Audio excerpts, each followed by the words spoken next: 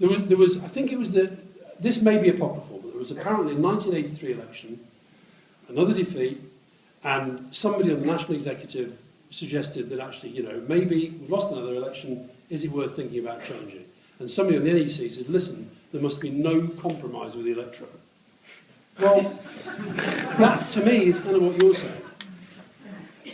And I'm not saying, look, I worked 10 years for Tony Blair, slogged my guts out, didn't have holidays, probably made my family's life a complete nightmare.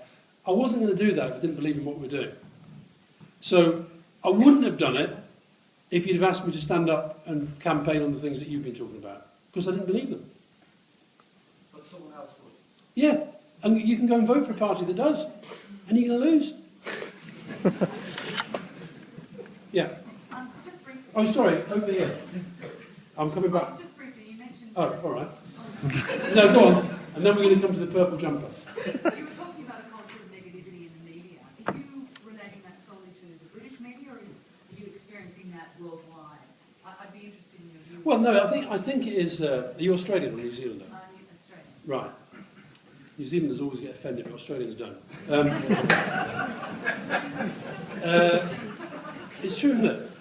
God, New Zealanders. If you want to upset a New Zealander, say, what part of Australia are you from? So, the trends are in the same direction, I think.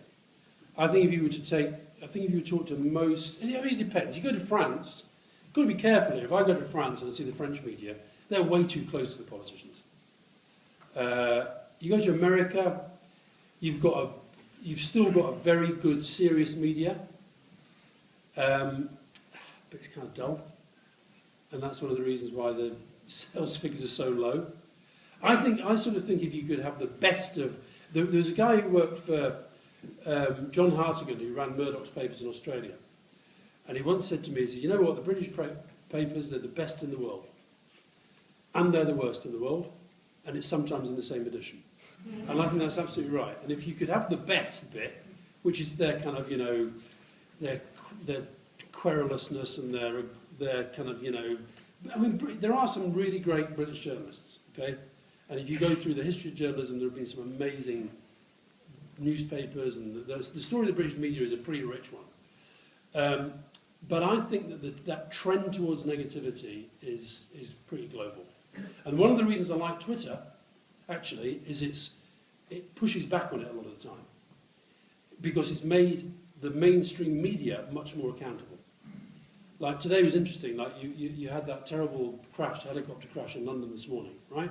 Now, one of the points I made to Leveson was that there's no point complaining about this, it's just a fact of technological change, that what used to be the processes of journalism are now part of journalism itself.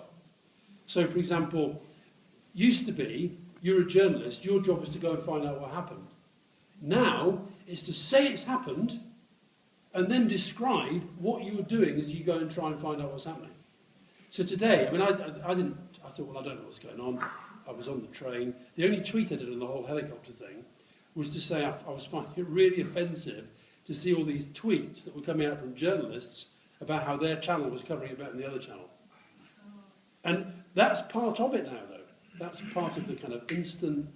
So when we talk about change, when I started out as a journalist 30-odd years ago,